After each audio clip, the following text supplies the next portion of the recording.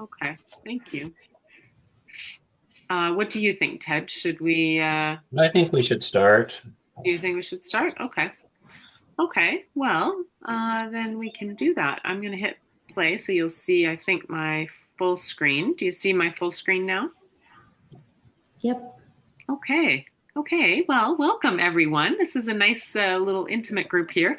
My name's Nadine, and I'm a volunteer with the Sioux Climate Hub. And this is the second of 3 webinars in our spring series of speaker series this spring. And I'll be your moderator tonight. I'd like to begin by acknowledging that we are in Robinson-Huron Treaty Territory, and that the beautiful land on which we're gathered is the traditional territory of the Anishinaabeg, specifically the Garden River and Batchewana First Nations, as well as Métis people. We aim to continue learning how we can be in good relationship with Indigenous peoples, the lands and waters, and all living things, and to act accordingly. The Sioux Climate Hub, as you may know, is a nonpartisan group of citizens advancing climate change mitigation and adaptation to align Sault Ste. Marie with scientific, aspirational, and global targets for greenhouse gas emission reductions. We aim to do this through education, like webinars, engagement, and action. We are part of Climate Reality Project Canada's Community Climate Hub Network, a grassroots network of hubs working together for local climate action across the country. And if you're interested in following our activities, signing up for our quarterly newsletter, or joining the hub as a volunteer, please check out our website, or you can find us on Facebook or Instagram, or you can email us as well, siouxclimatehub@gmail.com. And also, you can find all of our previous webinars on our YouTube channel. There's some really great stuff there if you have not looked there yet. And also keep an eye on our social media. Just to let you know how this will go for tonight, I'll give a quick introduction to our guest speakers, and then they will talk about Envirothon, 30 years of Envirothon in Algoma. And then we will have a little bit of time for question and answer at the end. So you can hang on to your questions, you can type them into the chat as we go, or when we get to that portion, you can just, we can just have a nice conversation. Without further ado then, I will introduce our speakers. We are very happy to welcome 2 speakers who have deep roots in environmental stewardship and education in Algoma, Guy Smith and Ruth Koskanoya. Guy Smith spent 36 years with the Canadian Forest Service of Natural Resources Canada. He was a founder of the Algoma Envirothon 30 years ago, a program that he and Ruth are going to tell us more about tonight. He continues to fill the role of program chair for Algoma Envirothon, and he recently received 2 very prestigious awards, the Maple Leaves Forever Ontario Envirothon Award and the NCF-Envirothon Hall of Fame Award for his long service. Congratulations on those, Guy. Ruth Koskanoya joins us following a long career in education and outdoor leadership at the high school level. Since retiring, she has been a board member with Algoma Highlands Conservancy and has coordinated annual Algoma Envirothon events, stitching together her interests in conservation, the outdoors, and working with young people. Having recently celebrated the 30th year as a regional participant in Ontario's Envirothon, we're looking forward to hearing about the program, its participants, and its impacts. So welcome to Guy and Ruth, and we are looking forward to your presentation. So I'm going to stop sharing. Okay, and we're going to start sharing. So thank you very Excellent. much for that introduction. We're really excited to be able to speak to you tonight about something that we're both really passionate about, a program that, as you mentioned, just passed its 30 years of participation in Envirothon. And we really see the future as being bright as environmental education is taking a center stage in so many sectors. So I'm going to share my screen now, and I won't be able to see you guys any longer. But hopefully you will be able to see us when we start sharing our slideshow. Oops. And I have to go back to the beginning. Here we go. Perfect. Okay. So tonight, I hope that you're just going to walk away with knowing what Envirothon is. We're going to give you some historical context of Envirothon's inception and a look at our local involvement for the past 30 years. You should leave having an understanding of what Envirothon is, what it looks like locally, and what it takes to run every year. And it definitely includes a big shout out to many of our partnerships that we've forged over the years, including those with the Sioux Climate Hub. So what is Envirothon? This screen shows you the 4 key study areas of Envirothon. So those are from the top corner at the left as soils, and then wildlife, forests, and aquatics. Those are the 4 areas, the key study areas, but Envirothon is a great deal more than that as well. So Envirothon takes high school age students, so grade 9s through 12s, from the classroom into the field for studying, where they listen, they learn. The emphasis is on practical skills. So students are exposed to things like stream sampling, they're measuring trees, identifying trees, wildlife identification, soil texturing. All this is done under the guidance of field experts. So they're exposed as well to a variety of folks from different agencies and also being exposed to many different career opportunities for them moving forward. The competition itself is held outdoors. Provincially, we're supported pedagogically by Forests Canada, which is a not-for-profit charity, and they're the host organization of Ontario's Envirothon. Guy's going to speak about the historical context of Envirothon and its outreach a little bit later.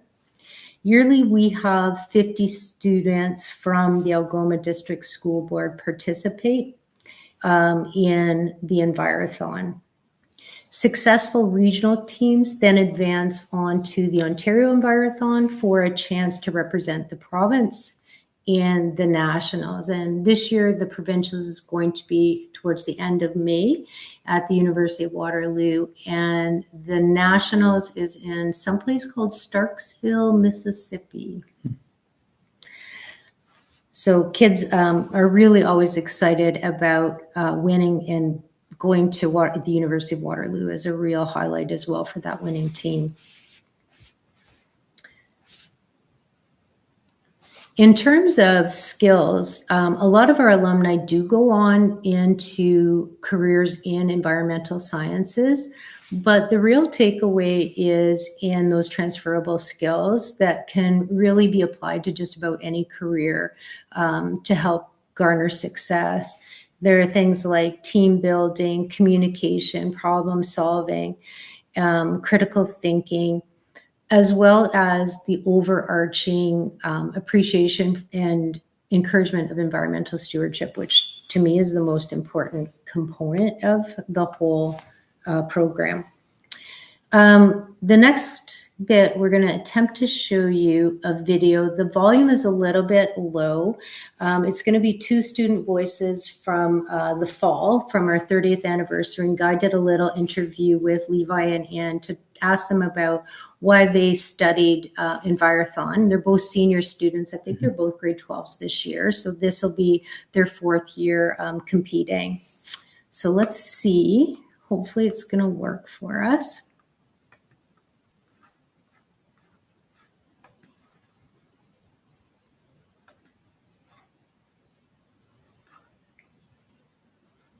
I'm going to unmute it.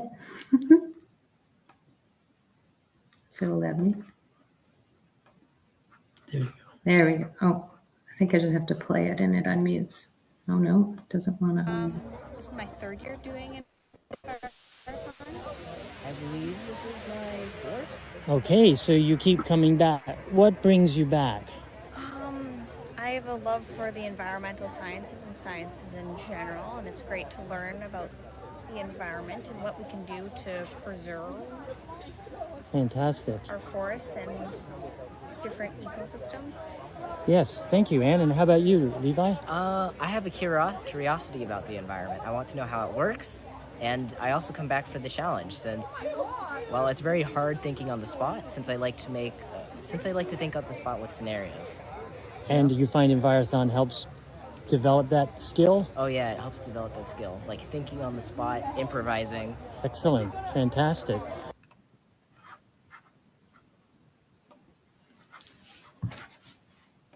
Okay. And now I'm going to turn it over to Guy, who's going to take it from here and give a little bit more context. Thank you, Ruth, and thank you for your deft maneuvering of the I IT. don't know how deft that was. That was brilliant. Okay. So, yes, I had a lot of fun making that video. And you heard from those two. Well, there's two things that stand out from those two students. Ruth mentioned earlier about critical thinking, career relevant skills, skills development. Now, these are two of the more senior participants, but you heard when I asked, why do you come out? What do you like about this? Those points came to the fore. And it's very gratifying to know that that we are reaching students with that value that they're grasping, and that's bringing them back each year. Are you advanced? I can definitely Yes, advance. I love these like contrasts of photos from way Yes. back at Hiawatha. Yes. So the one on the top left, we used to do our spring event at Kinsman Park, Hiawatha, and down by the big pond, we'd always have a group shot. More recently, we've enjoyed the overnight. Ruth will talk about this more, but let's just take you back over 30 years. So I, as Ruth said, I worked for the Canadian Forest Service my career, which was wonderful. You can advance. Yes. So I was in Cornwall, Ontario on a work placement with Domtar Forest Products, and the forestry manager was an active member of the Ontario Forestry Association.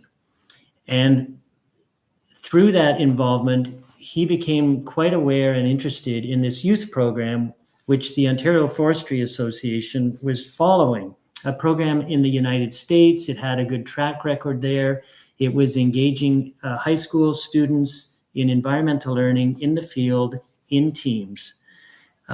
It caught their interest. And then somehow, I don't know exactly how, but Nova Scotia cottoned onto it and actually hosted an Envirothon event. I don't know if it was an international event, but they got quite tapped into what was a very well-established US program. So this forestry manager and the Ontario Forestry Association went to Nova Scotia. And when he came back, he was just so excited about it. And I was working with him in Cornwall, and he said, we're doing this next year. We're starting it like this fall. So I got involved literally as Envirothon hit the ground in Ontario, in Cornwall. So if you just advance, 1994, that was the first Ontario experience with this Envirothon. And then you see, we got right. I returned to the Sioux, back to my home, my work here. And hey, I was all super enthused about it and got it. And with the impetus and encouragement of not only the Ontario Forestry Association and that forest manager, but St. Mary's Paper. And the then manager of forestry was Mark Dubé, who likewise had caught the spark. And you know what's interesting, forest industry saw in this program a way to reach young people. Why? Two reasons. To help promote the industry, environmental work, natural resources work, careers in natural resources, and future employees in the resource sector. That was a big driver.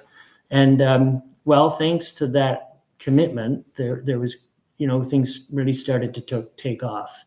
So you can see that in Ontario, since in 2025, just in this last year alone, there's 460 students participating in this event. Okay, so here in Algoma, well, we'll talk about where we're at. And yes, it's become international, and they have an event in China now.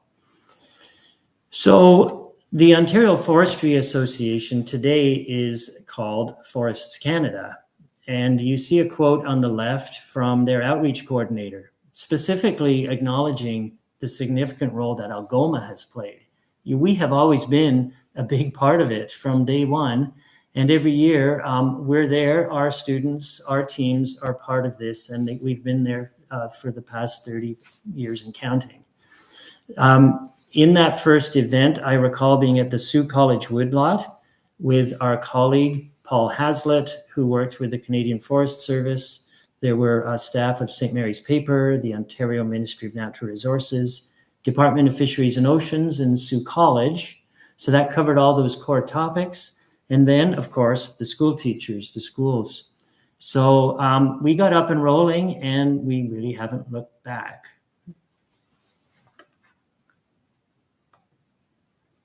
Okay, so I'm going to take us through a little bit of what the Envirothon looks like locally. We run during a school calendar year, so September through June. The first activity day focuses on soils and forest, and it takes place generally in October. So we time it that way so that it's before the snow comes.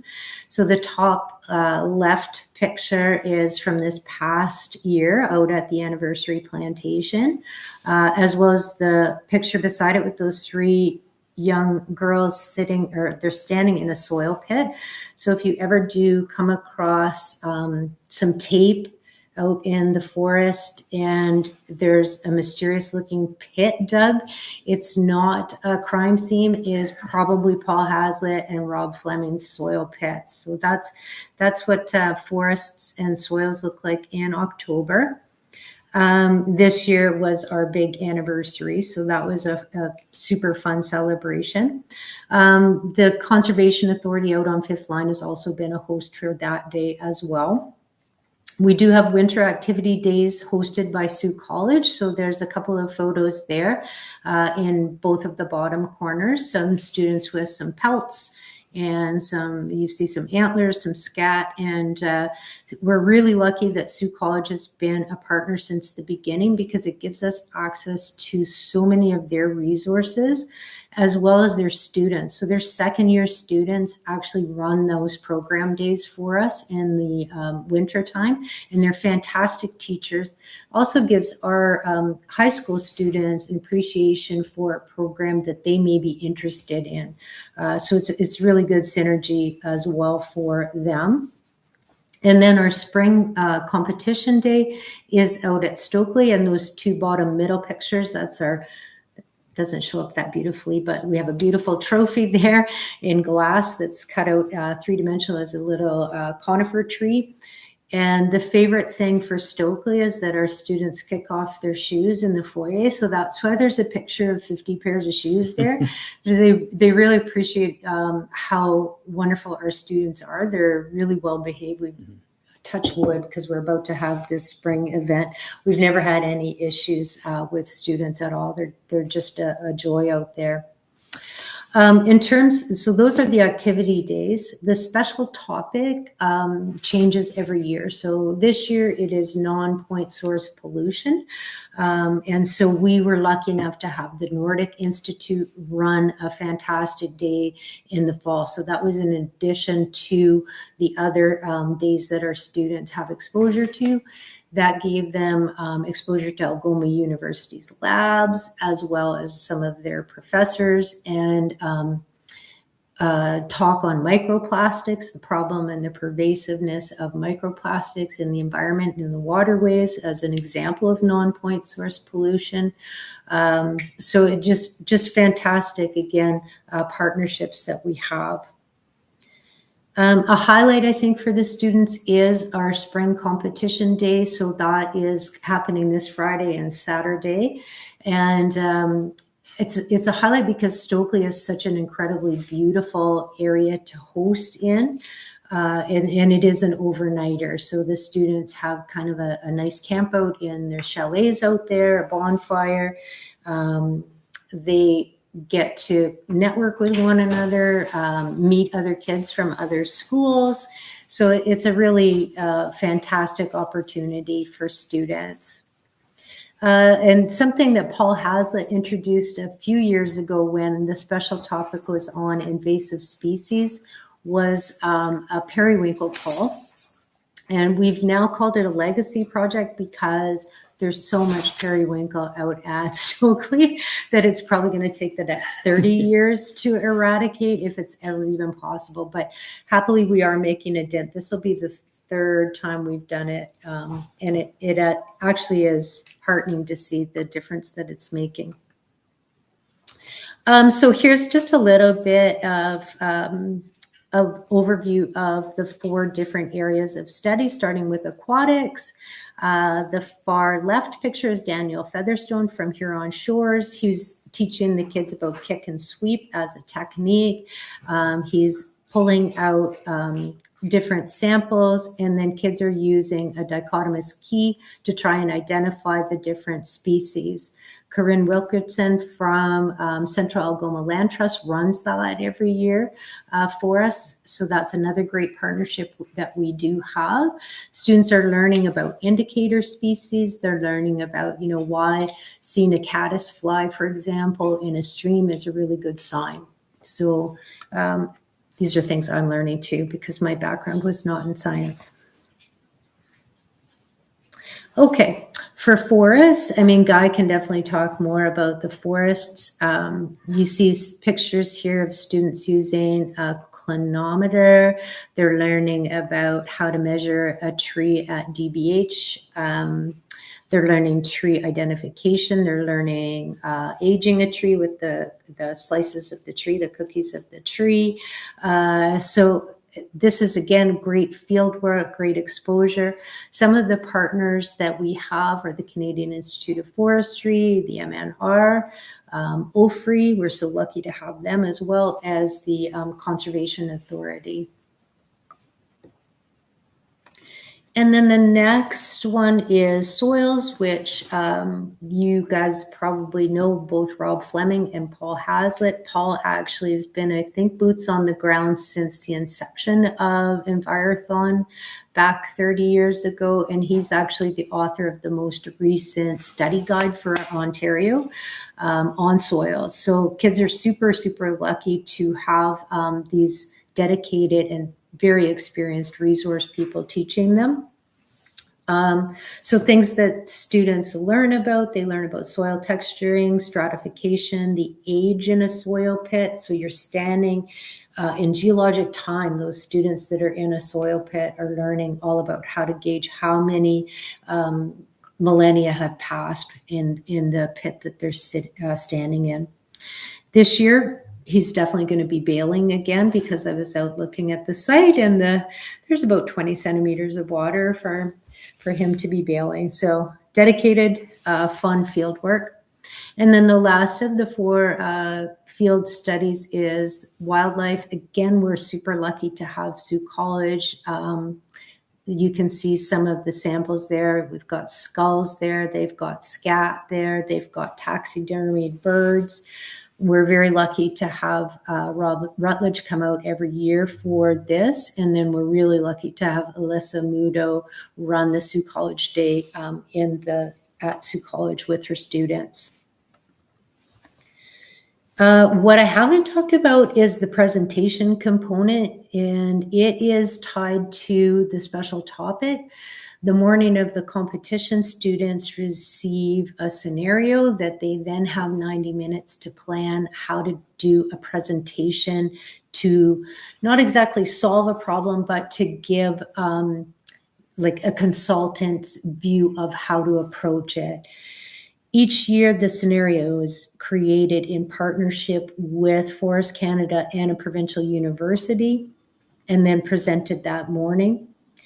The students will have received coaching the day prior, so they learn about presentation skills, they learn about time management, they learn about how to attack a problem, how to look for keywords that they're going to pull out to do their presentation. And they learn that there are no solutions, that there's just compromises that weigh out many different private interest groups. So for example, one year they had to advise on where a housing development should be green lit in a city that was looking to expand its population over the next 50 years by over double. These are real world problems. They have to look at things like species at risk. They have to look at wetlands. They have to look at then also proximity to infrastructure that people need to be attached to, right? Transportation, stores, and the like. And then the venue is so beautiful. We've got the Stokely Creek Lodge adjacent to one of the prettiest classrooms in the world, Algoma Highlands Conservancy. So students have access to just a fantastic venue, great food. You could see there, they've got ice cream sundaes. And probably their favorite thing is the bonfires at night. Where they're technically supposed to be studying, but oftentimes they're just having a really good time. This is a cute little video, if it works. Let me see. This was from our fall day when we were celebrating our 30th anniversary. You've been out here a few times, right? Yeah. 4 times. What would you say is one of the main takeaways after a day in the field with Envirothon? I really like getting out here and learning, and doing stuff with my hands instead of being in a classroom. Yes, outdoor learning, right? Yeah. Quinn, how about you? I also find that it's a lot easier to learn when you're actually seeing how it goes through the process instead of just learning about it off a slideshow. Amazing.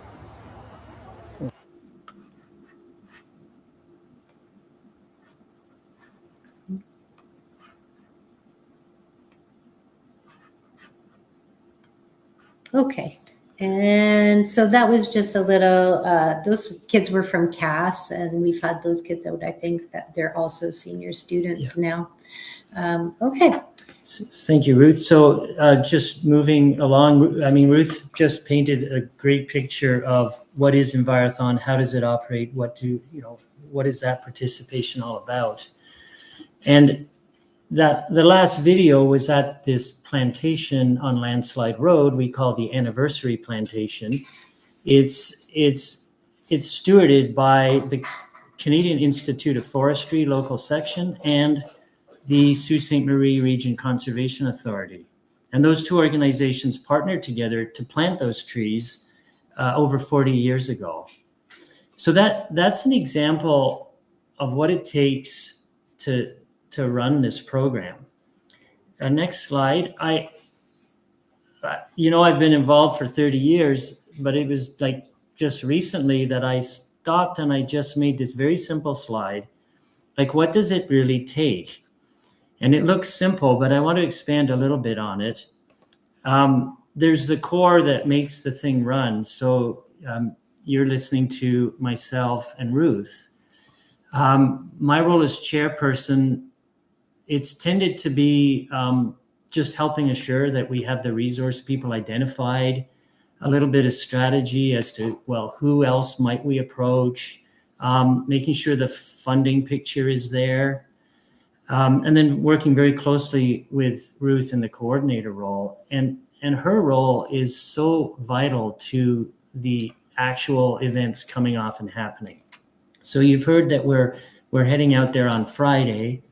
Ruth has assured that these 5 schools and that those teachers have registered, have joined up with Envirothon, have enlisted the students. So all of that liaison with those teachers, with those schools, is the role the coordinator fills. Plus, making sure that we've got the flow across these learning stations I know a number of you on this webinar are going to be out there helping with the orals component. So there's that whole coordination piece.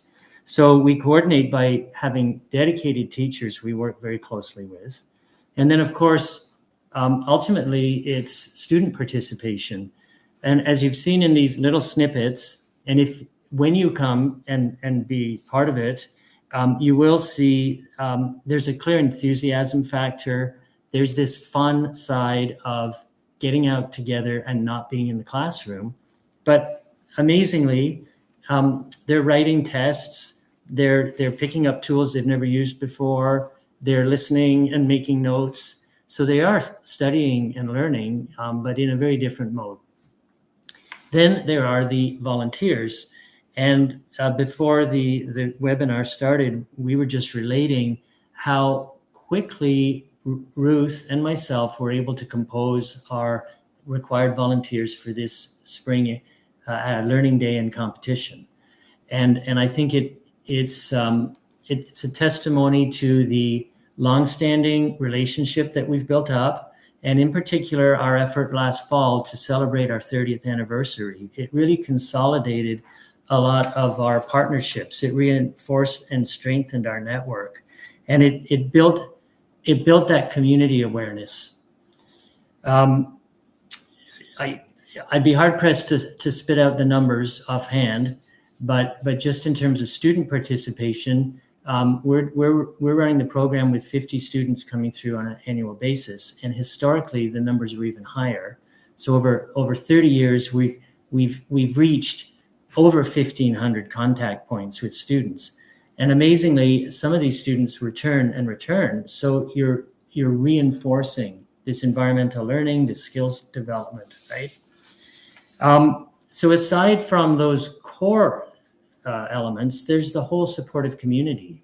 So the Algoma District School Board significantly contributes in kind, and by that I would mean, for example, busing, supply teachers who've infill for others, and then the time of the teachers. These events have teachers present, and these teachers, some will be there overnight chaperoning. So that's substantial. And the bill for the student participation, the meals, the accommodation, we send that to the school board. Meanwhile, there are other parts of the community. We have funding that covers volunteer participation for volunteers who stay overnight, for some meals. All of those volunteers, well, many of them are employed, so therefore their employers are granting the time and are supportive of their people participating and contributing like this. And then there's others who simply volunteer. They're retired people. They belong to nonprofit organizations. So institutionally, you look at employers, governments, private sector employers, not-for-profit organizations, Forests Canada, which develops the whole scenarios that Ruth was talking about and creates the whole framework for the competition. It's all part of it. Next slide. So here you get a picture of what I was just talking about. And, this has grown and developed. We list at least 14 active participants now. And we've tried to, we've listed them here, and we've tried to collect logos from all of them, but we're still working on them. That's a work in progress. It's a work in progress. Yeah.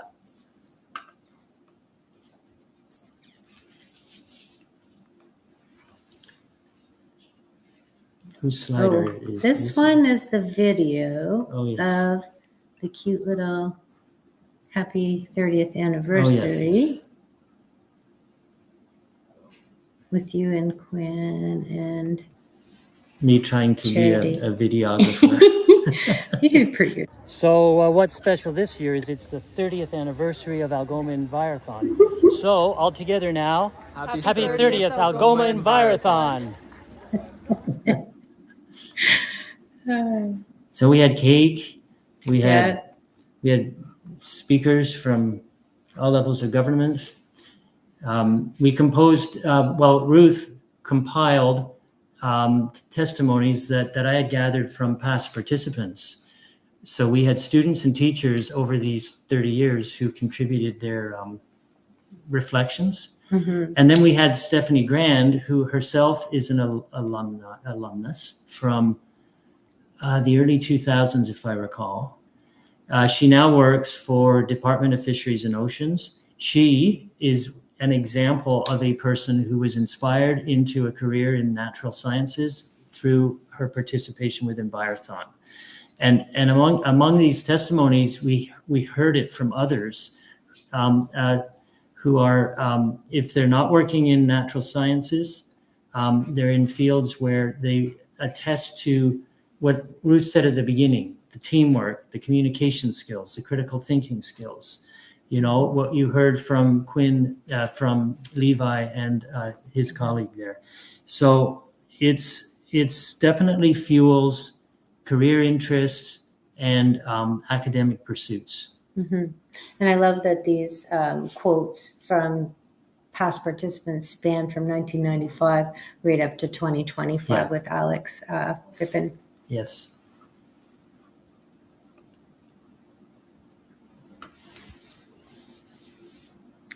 So looking forward, it's really about the youth of today and tomorrow gaining timeless awareness and appreciation of nature and humankind's need for strong bonds that conserve and protect natural systems and manage their resources wisely.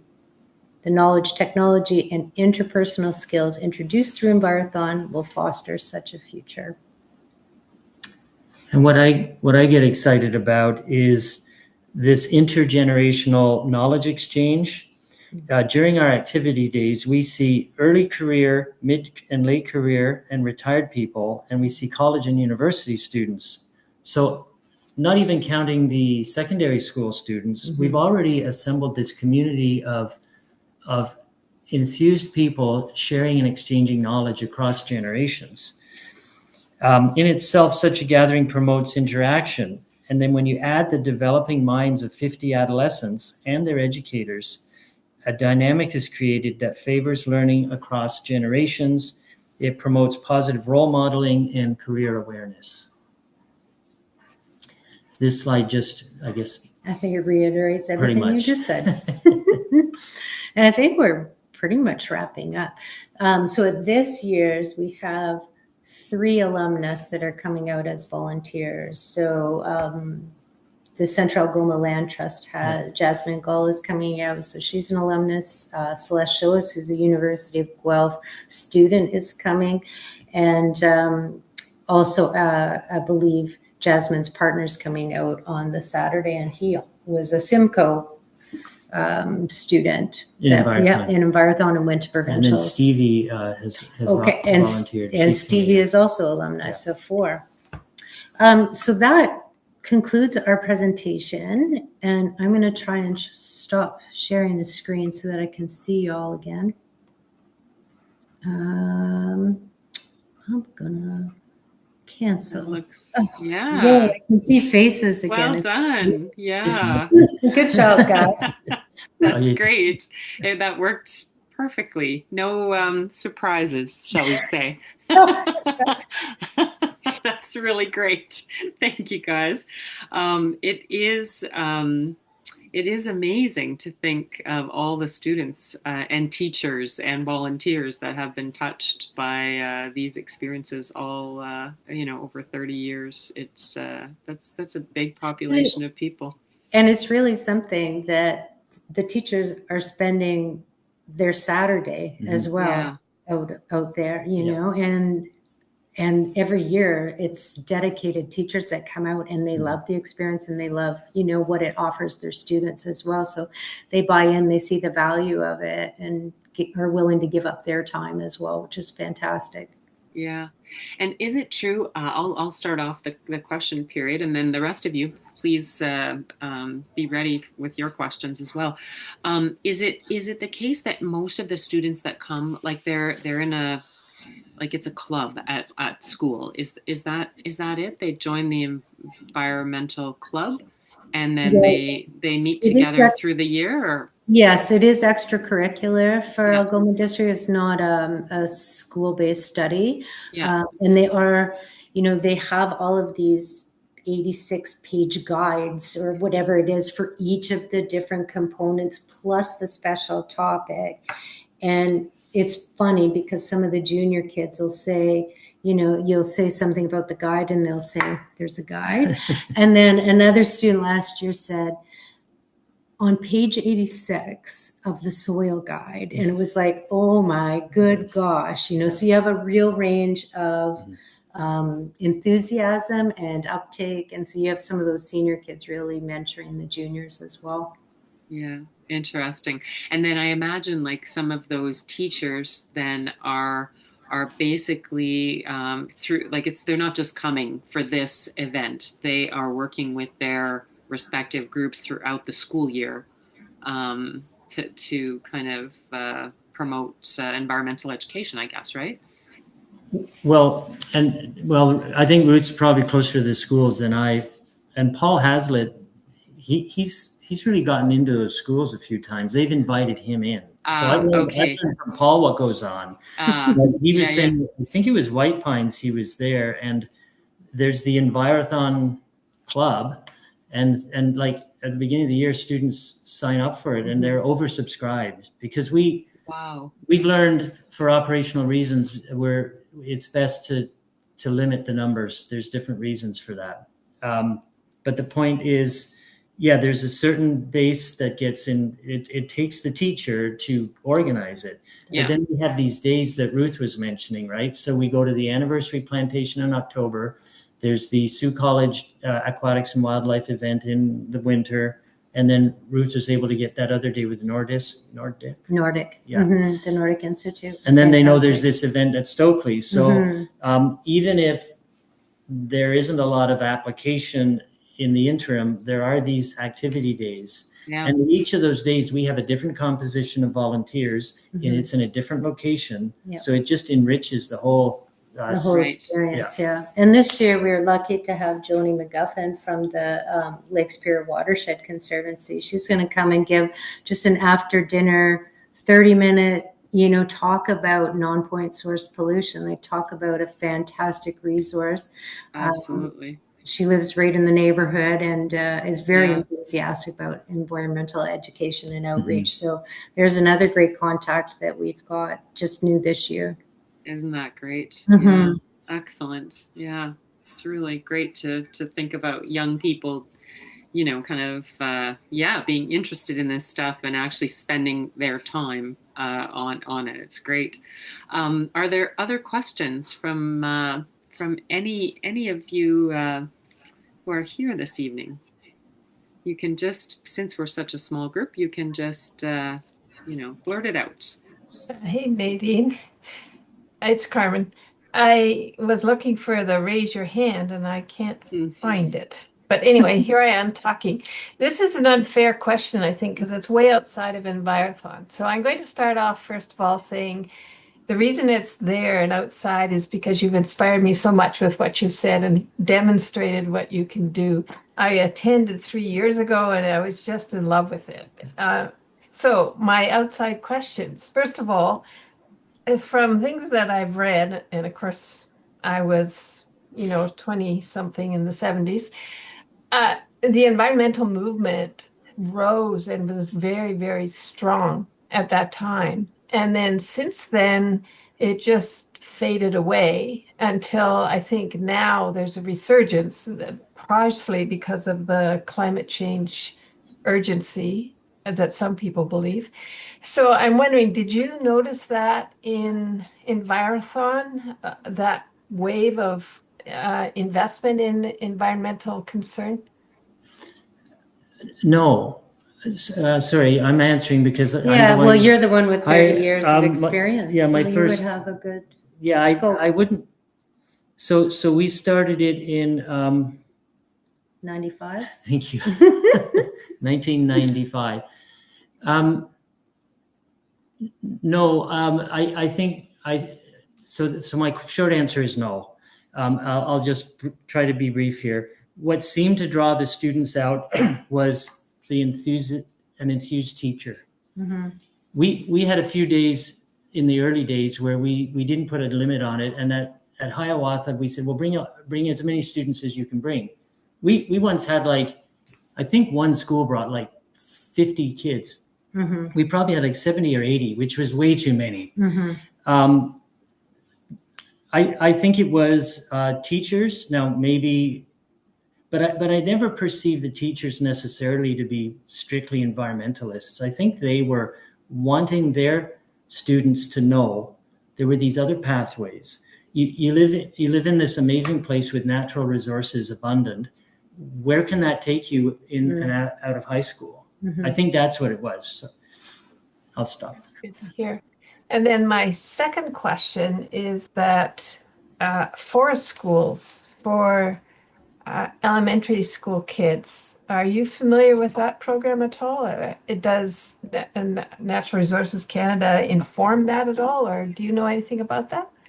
Forest schools? I mean, I know the concept of forest schools, and I think they're two distinctly. I don't think that Forests Canada has any synergy with forest schools. I think forest schools are mostly in elementary. Yeah, I believe so. Wrong about that. But it would certainly, I mean, yeah, so I don't think they're streamed together. Because the Envirothon is really about, like it is a science-based, environmental science-based program, looking at building a future for students to then pursue careers potentially in environmental sciences, whether it's in aquatics, whether it's in the management, the human resources aspect of it. They have that exposure to all those different folk. Right. Yeah. I mean, there are various avenues young people might follow, and we have two school boards. The Huron Superior School Board doesn't participate. They did in Envirothon, but my understanding is they do have their environmental programming centered around the St. Catherine site. Yeah, the St. Catherine. So understandably, I mean, teachers and other youth leaders will gravitate to what sort of suits their particular needs. We've clearly established this very strong partnership with the Algoma District School Board. They've found it as a very good avenue to their environmental program. And Huron Superior was interested in joining a few years ago. They were quite passionate about it, but because their environmental education program is set out at St. Catherine, it runs semestered. So the teacher there, and her name escapes me, the teacher there was trying to figure out, well, how is that going to work in a calendar school year program where you're offering these opportunities throughout the year, but the students that are engaged in those opportunities are supposed to be building as a team, towards the competition. So she just couldn't figure out how it would fit for her. So it would really, I think if Huron Superior wanted to get involved, it would have to be more of a club-based. It would work better as a club-based initiative rather than a classroom-based one. Okay. Thank you. We kind of Are there other questions? She gave us some springboard. Yeah, sorry about that. That was great. Anybody else with a question or comment? Have any of you on the call been involved in Envirothon at all? I have not been, but I was interested in it, which is why I jumped onto this. Good. Yeah. Yeah. It's kind of contagious, the enthusiasm for it. Yeah. Yeah. Yeah. I don't have any questions because you asked the ones that I was going to ask. So. Okay. Anybody else? All right. Well, I thank all of you for coming, and especially Guy and Ruth for a great presentation and really for all the great work you're doing to engage the next generation in issues that really do matter to us all. we appreciate it. I know you've got so much on the go this week and preparing for your spring sessions, and the fact that you took time out to talk with us today. I hope many people will see it on our YouTube channel when it's available there in a week or so. We're going to go viral. Yeah, that sounds awesome. Exactly. Yeah. Thank you very much. Stars. Exactly. You'll have to rest up. Before I let you go, I just want to give you a quick preview of our upcoming webinar in May. We're really excited about that one as well. It'll be held on Wednesday, May 27th at the same time, 7:30 p.m. And our speaker will be Jennifer Nathan, who comes to us from the New Westminster Climate Action Hub in BC. Jennifer has worked with Climate Reality Canada to develop a program on climate misinformation and disinformation, how to spot it, how to respond to it. So she'll show us how to recognize and trace anti-science talking points that we may hear from our friends and family, from the media and other sources, and help us find ways to act effectively. It's sure to be a great one, and we will be having the registration links out on our social media soon, and if you're on our mailing list, we'll send you an invitation. So if you'd like to have an invitation and you don't get one, just email us at siouxclimatehub@gmail.com. So that should be really great. And thank you for coming out tonight. Great to see everyone, and hope to see you in May.